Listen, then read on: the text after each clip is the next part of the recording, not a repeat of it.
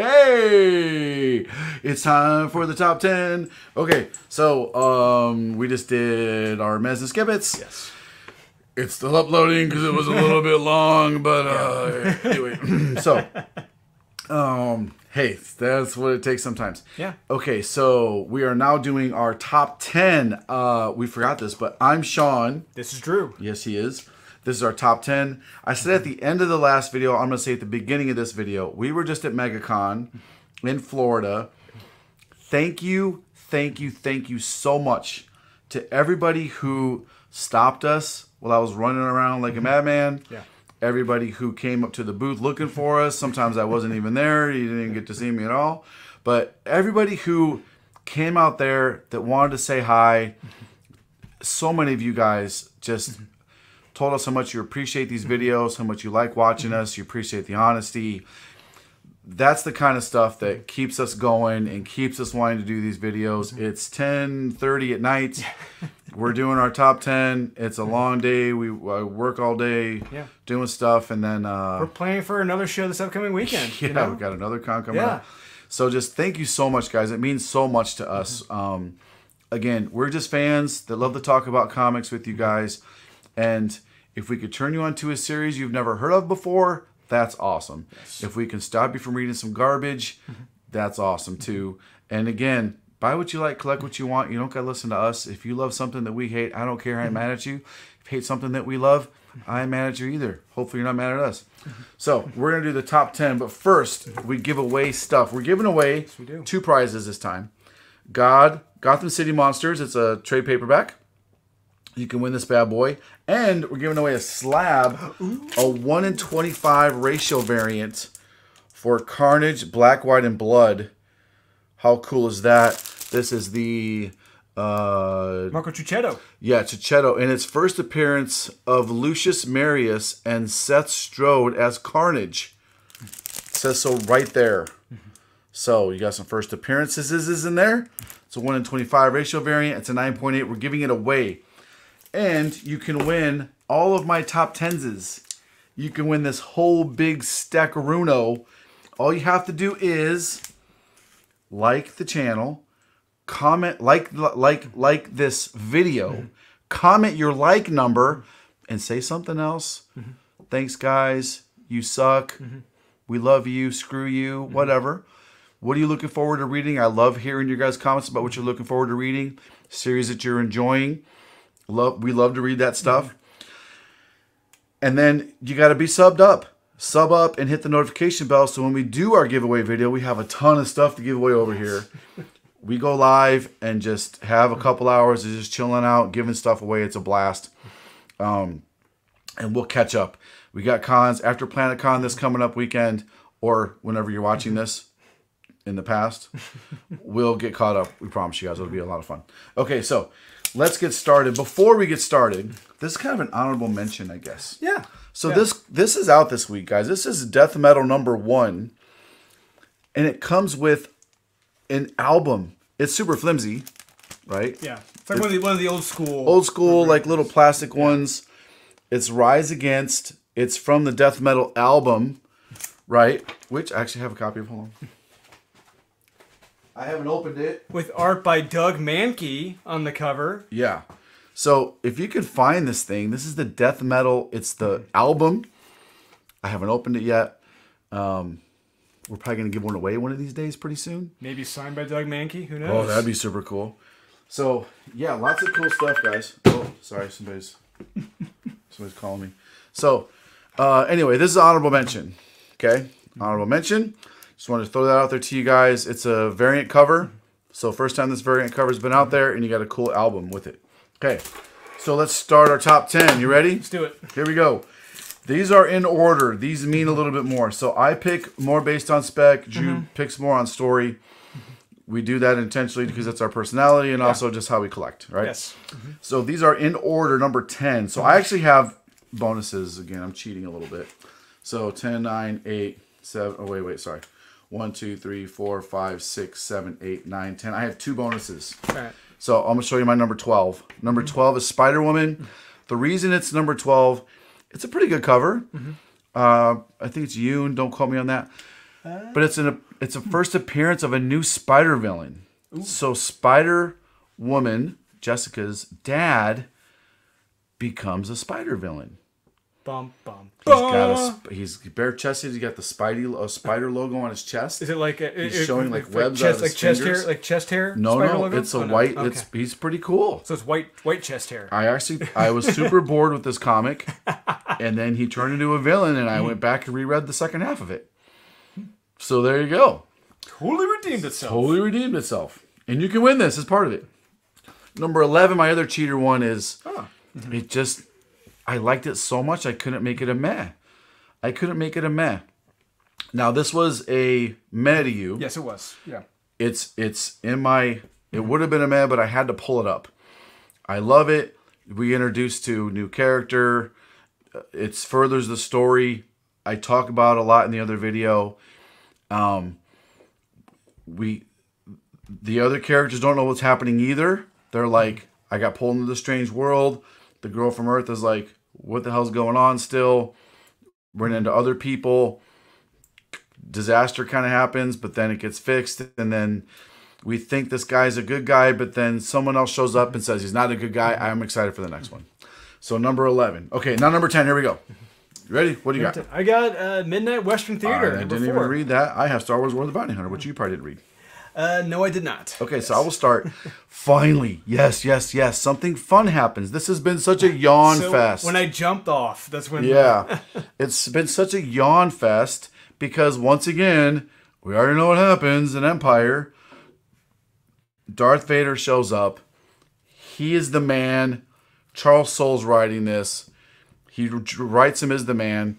He fights a girl. They mentioned Terra Cost. Remember that fighting game from the 90s? Oh my God. Star Wars, yes, it's in continuity. He mentions he's fighting a girl. He's like, oh, you use the ancient style of Terra Cost fighting style. Not many people use that. It's super cool reference. That's a deep pull. Yeah, super throwback. The girl he's fighting is badass. The Hutts are badass. Jabba asserts himself. It's super cool to see. Oh, Boba Fett fights Chewie. That's pretty cool. Interesting. Yeah, that's pretty cool. It kind of goes down how you think it probably would. Yeah, I'm not going to say a lot there, but I really finally, I liked this one. Made it into my top 10, finally. And I'm glad I can finally say that because we have connecting covers. We're launching another one, myself, Comic Kingdom of Canada, launching connecting covers to this thing. The next one will be launched, I'm pretty sure it's going to be this week. So the last one that just got launched is Boba Fett. The next one coming up has the new Bounty Hunter on it. It's a 6-set connecting cover for this. It's awesome. That's insane. Yes. Okay, shoot with the Midnighter, brother. So, Midnight Western Theater. It's our favorite bounty hunter of the supernatural, going after this weird creature they've been hired to go after. And does it go down as planned? And toward the end, are they going to come to maybe separating ways? Are they going to break up their bounty hunter group? Are they going to stop? It's like some stuff goes down in this. Okay, I believe you. Yeah, it's an interesting plot twist. I mean, I've kind of enjoyed this because it takes place in the Old West.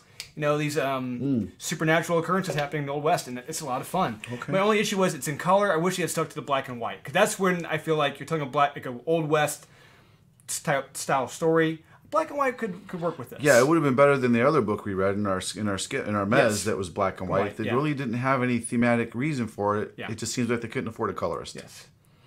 Okay, cool. Number 9. The 9s. I got Rabid World, number 3. I didn't read that either. I have Clown Hunter. I was pleasantly surprised by this. Boy, that looks washed out. It's a lot of white. I was pleasantly surprised by this Clown Hunter. Here's what I liked about this. I could care less about this character. I read the story, and now I care a little bit more about the character. Bullseye. Yeah, he went through some stuff we could all probably relate to. Mm-hmm, and what I like about this character is the strength of his conviction. Absolutely. He is 100%... This is my mission. Mm-hmm. You will not deter me from my mission. Mm-hmm. I don't care who you are. I don't care what you say. I will not waver. And right or wrong, you got to admire that in a character. Absolutely. You got to admire that in a character. The art was pretty solid. Mm-hmm. The writing was good. It's interesting how his dialogue is all in lowercase letters, and it's a different font Yes. from everybody else's font. I thought that was very unique and interesting.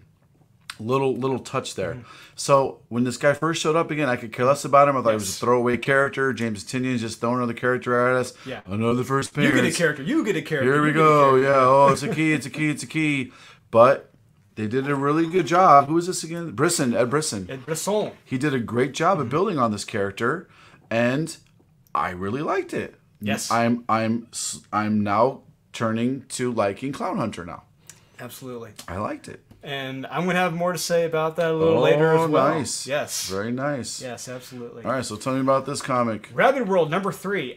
So this is, I mean, it is like it is a zombie outbreak story, but it tells it in real time, kind of like World War Z, where you see it's got 3 different stories going on. You got the soldiers, you got the scientists, and you got a group of survivors on a boat, and it's just all occurring in real time. You see them trying to figure things out. I want to read this now. It is damn good. As the story of it continues the story of the virus that's broken out across the world, and it follows the three Rabid World groups. number 3 from Scout. Yes, and Scout's crushing it lately. yes, they are absolutely.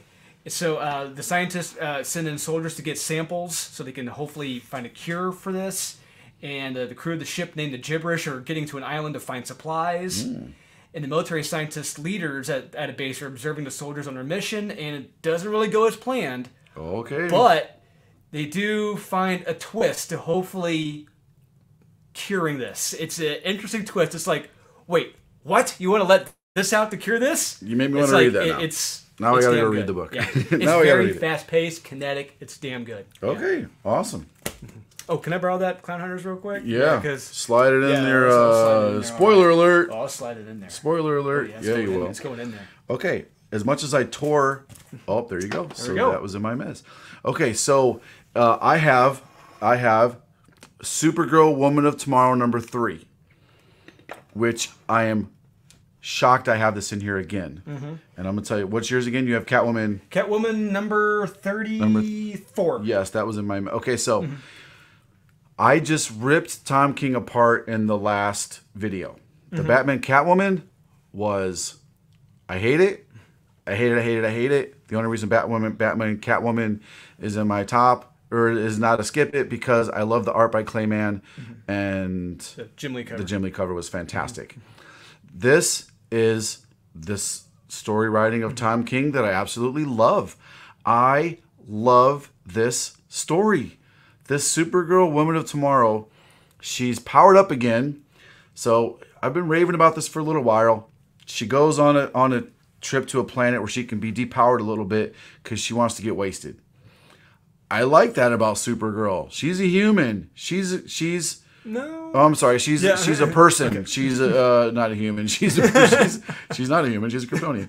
She's a person that has. She's not this invincible Girl Scout. Like, you know, it's not invincible. I keep saying all this stuff.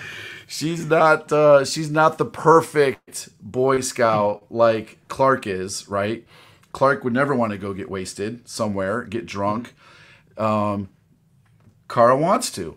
Well, she goes to this planet. Things go south.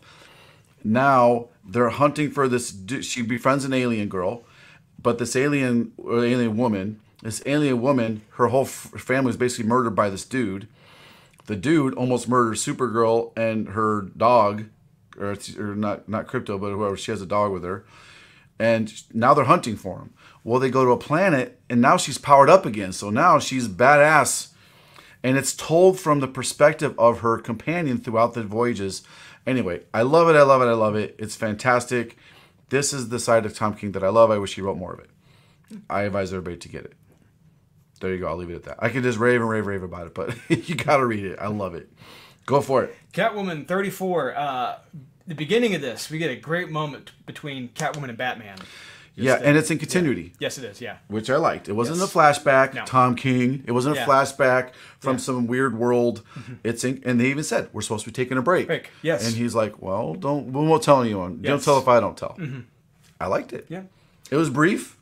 Yes, it was a great moment. It's a great moment. Yeah, a good little moment. Yes. Then they move on. Exactly. He doesn't swoop in and save the day. Nope. It's her title. It's rightfully so. Rightfully so. Okay, go ahead. And then we get a kick-ass fight between Father Valley and Catwoman. I loved it. And the panel layouts, the motion, the one scene, it was like 7 panels in one. See the fight progress. Yes. Terrific. That was great. Great layout. And a great cliffhanger in this. And so does Catwoman stop Father Valley? You got to read to find out. Holy crap. It seems like no. Man, you want to talk, he is Catwoman's bullseye, pretty much. He's a great protagonist for her. Yes, he is. Antagonist. Antagonist, yeah, sorry. And his again, we talk about strength of his convictions. Yeah. He's like he's like this evil dude, but he justifies it all with this religious text and quotes from the Bible. Just like the Order of Saint Gama, like Paul Valley. Where you come from. Yeah, I love it. Yeah. It's fantastic. I love the character. I love it. Yeah. Okay, next. Number 7. Number 7. I got oh, look at that. We have Way of X. All right, you go ahead. I gotta get my notes for this real quick. Okay, so I'll start then. Yeah. So, okay, I got my notes. Okay, go ahead. So we discovered that over 63 mutants were killed and brought back. And the younger ones are acting a little strange. Yes. Yeah, and then we're alluded to like who's doing it, how they're getting in, and we're teased with it at the very end who this person is. So that's hovering inside. On the cover, you finally get Onslaught's helmet. Yes. They've been alluding to Onslaught for a while through this series, and now this is. This is sacred ground for me, for a lot of us X fans that grew up with this story. Onslaught is amazing. Yes. He's the baddest of the bad. Xavier and Magneto as one person, basically, as this amazing psychic entity. Yeah. So he's been lurking in the background. And I'm not going to spoil anything. There's 2 amazing things that happen. Nightcrawler figures it out, but he doesn't figure it out. That's all I'm going to say. And then the way Nightcrawler uses his power. I was sitting here with my mouth hanging open and my eyes wide open like, did he just do that? Yeah. Because Fabian Cortez can amplify mutants' powers ridiculously. And, oh my lord, it is nuts. And there's a great moment in here, too, where Nightcrawler is talking with some of the younger mutants about like the meaning of life, purpose of life, and how they don't see it since there's no cost or consequence that can be brought back. Because remember, the mutants can be resurrected now anytime they want to. They have 5 mutants. They can resurrect the dead. Yes. They download their consciousness into Cerebro. They re-upload it when their body's reborn. Yeah, so there's no fear of death. And Kurt says it perfectly. If death has no meaning, then neither does life. Yeah, I loved it. Yes. I love the Way of X. It's a good, and it's come together good as a story. Absolutely. They're not like, oh, read this issue but skip this issue. The pacing's been really good because we bitch about that a lot. Yeah. If a story's drug out too long or crammed too much in one issue, the pacing of the story is important. Absolutely. It's great. Yes. The art is solid. And you don't really need to read the other ones to read this. You just read this. Yeah. Yeah. You could. It's, okay. Number 6. 6. I got, threw a curveball at you. You sure did. I don't even know what the hell that is. Okay. I'll start. Go for it. Bad Idea, Passive Aggressive. It's still a solid number 6 for me. Now, almost all Bad Idea books have been number 1 or number 2 for me. This one slips a little bit to number 6. Guys, it's still in my top 10. It's still a number 6. I love it. And don't forget about this. The printing quality between Bad Idea books and Marvel books is night and day. Marvel covers, it's a cover of this book. The interior paper is the same as the cover paper. It's toilet paper. It's paper thin. It's almost laughable, the cover stock Marvel uses. This is proof that you can do a good comic for a fair price and have a beautiful cover that's cardstock. It has spot foil on it. So the interior, this is black and white. I wish it was colored. That's one of my biggest complaints about this. Yeah, I wish it was colored. I was 50-50 on that. It's so violent. One. But I think going with that, the cold Russia aspect, it's during the winter, black and white, I think that's kind of their going and maybe for. Because the guy's really cold too. Yeah. So and I think David Lapham, I think he deals with a lot of black and white. Yeah, it could be. Maybe. So this is written by Matt Kent. He did Enoch. He's done, I'm going to forget some stuff. He's done Enoch. He did Berserker. Yep. He's writing Berserker. And he did something else amazing. Fear Case. Yes, he did Fear Case. So I really like this. I wish it was colors. My only complaint. It's super violent, ultra violent, over the top violent. Yes. There's a Batman-esque person who goes to great lengths to right a wrong that happens to him. Yes. And it's funny. It's crazy. He's a dick. He's totally a dick. And he's rude. But you know what? He's a jerk. He's almost the villain of the story. And he wins at the end. Like, it's almost like, am I supposed to go for this guy? Am I supposed to like I really don't like this main character, but he wins. It's an interesting, it's refreshing. I just wish it was colored because I want the violence. I'm going to sound like a weirdo here, but I want the violence to be more emphasized. Like in Berserker with the color. I mean, Matt Kent must have some crazy references in his computer hard drive because between the violence, visuals in this, the violence in Berserker and the violence in Passive Aggressive, you might need some therapy. Yeah, it's like a horse's head ripped off. Yeah, something. But I wanted the color because I want to emphasize if that he rips someone's guts out. The emphasis of that, if it's supposed to be violent. That blood flying around is what emphasizes the savagery and the casual contempt with which he kills people with. Yes, is crazy too. He doesn't care about bystanders. Doesn't care. No, I'll save my thoughts for later. Yeah. Okay, so that's so talk to me about what is this Nexus thing you got here? Nexus triplets. I backed the Indiegogo campaign. And this was part of the. It's an add-on you get. It brought back Mike Barron from the original Nexus writer. He came back. And Kelsey Shannon, he's a digital artist now. Okay. And he did this... Splat Comics? Stephen Platt? Splatto. Oh, Splatto. I was like, Stephen Platt involved? It's named after... Because the guy the publisher of Splatto Comics is Richard Meyer, Diversity in Comics on YouTube. And probably might ring a bell, maybe. No. Former Marine. He wrote that... He wrote the Chosen Reservoir comic I gave you to read. Oh, yes. Okay. Very interesting. Yeah. Very cool. But this follows Horatio Hellpop, Nexus. He's been hired to rescue these three psychic kids who know what each other one's thinking, and these rich aliens have stolen the kids so they can make money off of them. And then they discover that one of the planets may not be doing too well, and they don't believe the kids. It's a great cliffhanger at the end. Terrific art. Horatio Hellpop is back, kicking ass. Love it. Okay, very cool. Yeah. I should check it out. Number 5. Right? Yes. 3 for 5, yep. Number 5. Moon Knight. I have Eat the Rich. Okay, I'll start. You hated Eat the Rich. I loved Eat the Rich. So here's why I liked it. This girl is going home with her rich boyfriend, and she wants to be rich someday, and she wants to fit in, and she's stressed about fitting in with his family. I think we can all relate to wanting to fit in with something, right? Well, she's put in creepy thing after creepy thing after creepy thing after creepy thing happens, and it all culminates, and there's all these little weird things we see, like, and to everyone else it's normal, but you're looking at it going, why is nobody saying anything about this?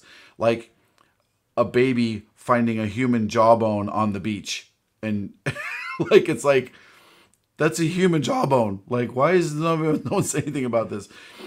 So yeah, it's clear everybody knows what's happening around there except for her. It seems like some people are happy with it, some people aren't happy with it. There's some weird rituals going on here. I cannot wait to read the next one. I absolutely love this story. It had me super curious, like going, what is this? What is this? Like curiously interested the whole time. I'm very excited about this. I loved it. There's some really cool covers for this. There's a foil variant for this one out there. This is a really good Jenny Frison cover. We do have a store variant for this. I haven't even launched it yet. I'm probably going to launch it tomorrow, along with a couple other store variants that we'll be able to sell as well. Again, that has no bearing on whether or not I like the book or not, because I've called out some shitty ones, even if we have store variants for it, I don't care. But anyway, I loved it. I thought it was fantastic. You hated it. So, hey, again, you get two different opinions. There you go. If you tend to like stuff that I like, go for it. If you like stuff Jude likes, go for it.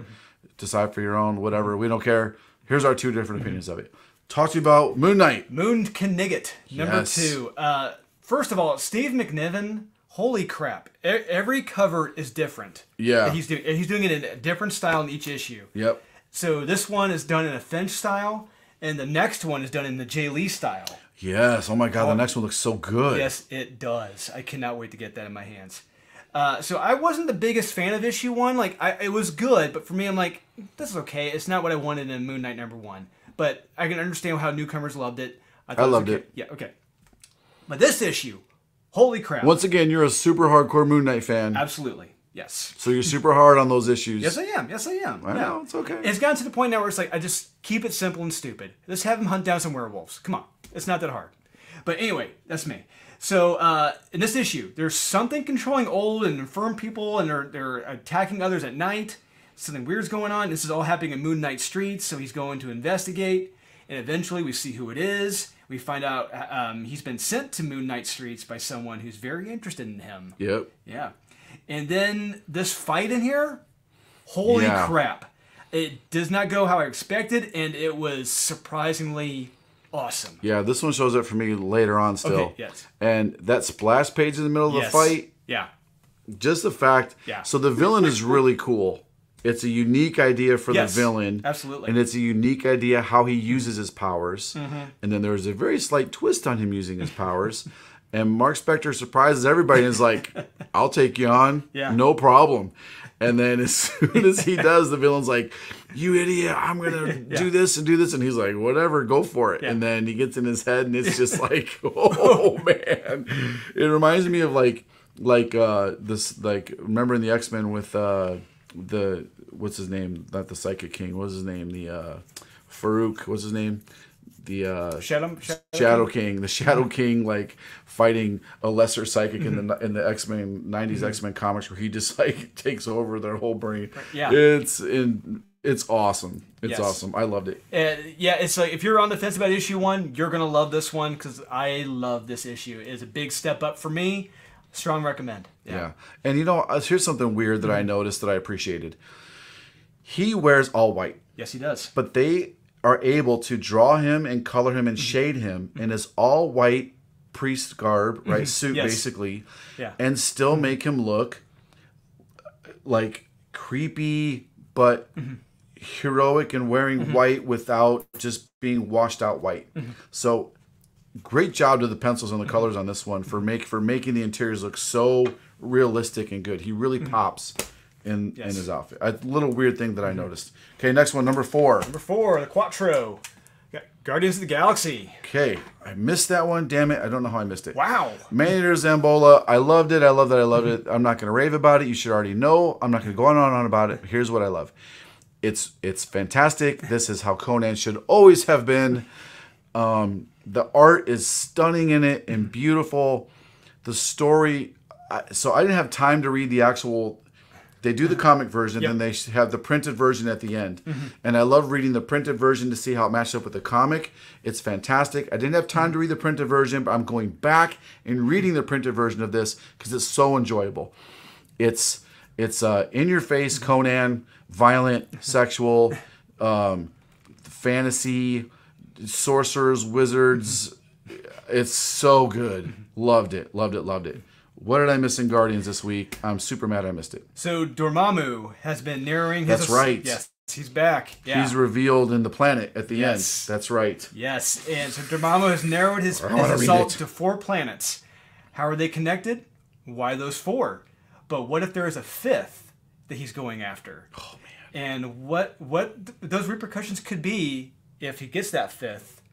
All I'm going to say is it's no bueno. Oh my God, I need to read it. It's no bueno. I really love the last one. It involves Doctor Doom. He's seeing where the planets are lined up at, and he's like, if you follow this, there's a 5th planet out here in this system. If you follow this, it's like, this is not good. Oh man, I loved the first. Yeah. I loved the first one. Yeah. Or the last issue. I'm surprised you picked this. You liked this one and picked it up and read it. You know, what drew me in was the cover, Brett Booth. Okay, yeah. And hey, I'm a big Doctor Doom fan. And so they believe that they have the planet figured out, and they send their teams to different planets to try to save them from Dormammu. And in this issue, Doom proves he is the baddest of badasses in this issue. Oh my God, I want to stop the video and read this right now. Al Ewing gets Doom better than anyone at Marvel right now. And you saying that's huge because you're super picky about how your Doom is written. Yes. Okay. I need to read it. I can't believe I missed it. But was Doom right in where he needed to be, where the team needed to be? You need to stop. Because you just asked me all these questions I want to read. But at the end of this, holy shit, we're all in trouble. That's all I got to say. We're in trouble. All right. Screw you. I need to read this. As soon as we're done, I'm reading it. All right. Number 3. I have Moon Knight. I got passive aggressive. Okay, so I already talked about how great it is. I loved it. You got to read it. It's fantastic. I loved it. Moon Knight is great. I like this. The actual game variant's really good. Yes, it is. It actually really is. Yeah. I love that game variant. And to be honest with you, almost all the covers, aside from Peach Momoko, have been damn solid. Yeah, they're all really good. Yes. So what'd you think about passive aggressive? I thoroughly love this. Nice. It's like you said, it's what if Batman had his fortune stolen by Russian hackers and he went to Russia to get that money back in the most extreme of methods with complete disregard for innocent life. For human life, yeah. Yes, at all. This is just like Tankers. The darkest of humor, very cynical, over the top, but incredibly enjoyable at the same time.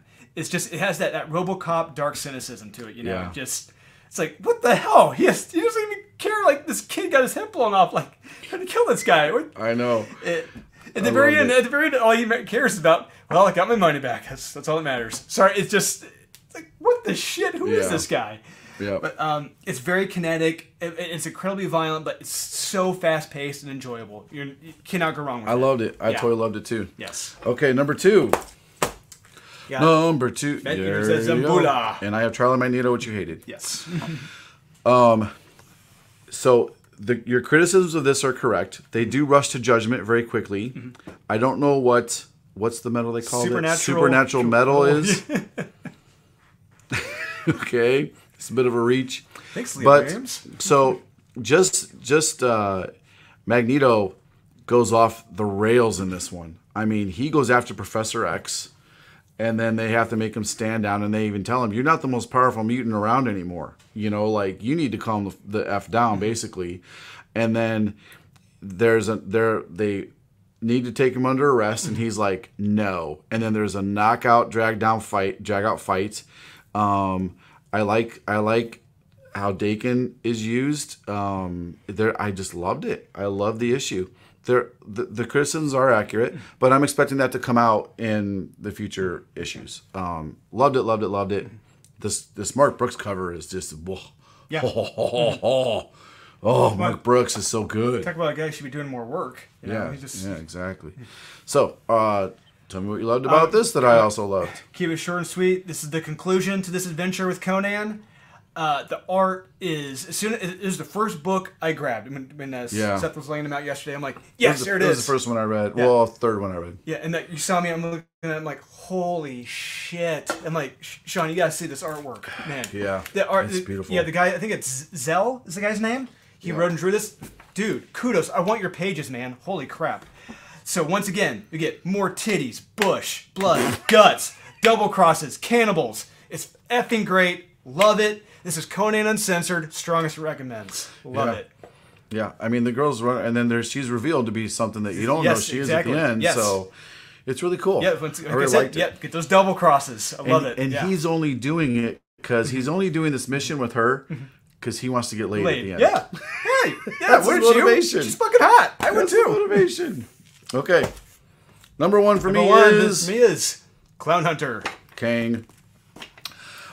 So we had a huge disagreement about Kang last episode. Drew's super critical because he's a big Kang fan, which is fine.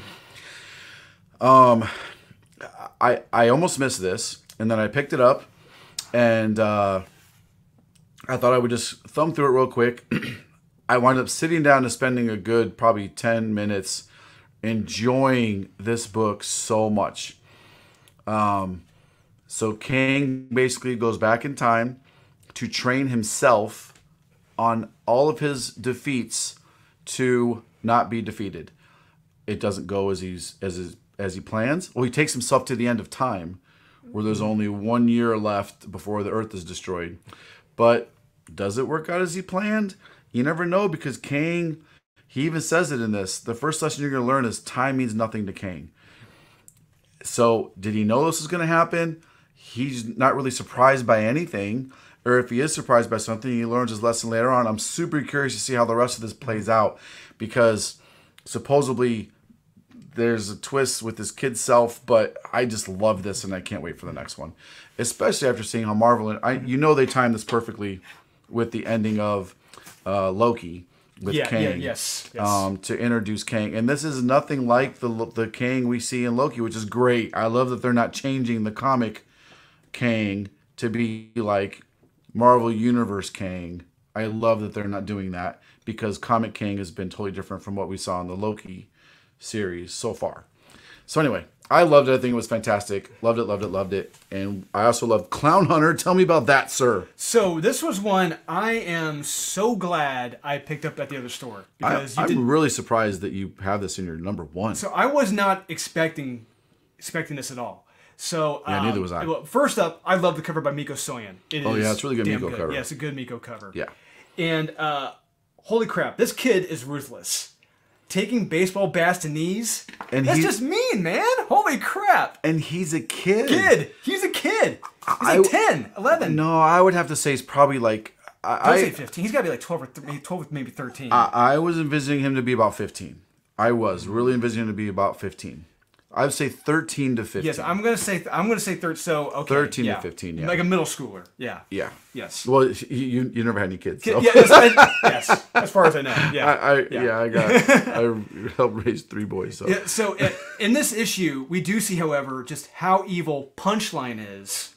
Oh yeah. And how she truly is a villain and not a hero. Yes. She even refers to herself as a villain with the criminal empire.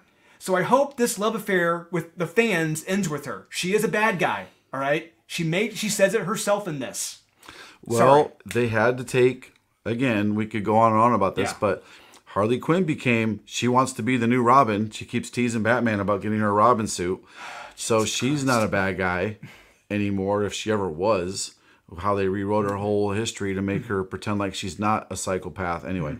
But in this issue, there's a great parallel throughout, which goes on back to 2 years ago when he was at Gotham Academy fighting off bullies. Yeah. There, and he's learning how fights will be unfair, learning how to fight alone, never letting up because the enemies won't too. Getting ganged up on, being ruthless. And this kid, holy crap, he has one of the most badass moments when he's tied up talking to Punchline. Rona. I flipping loved it. Yeah.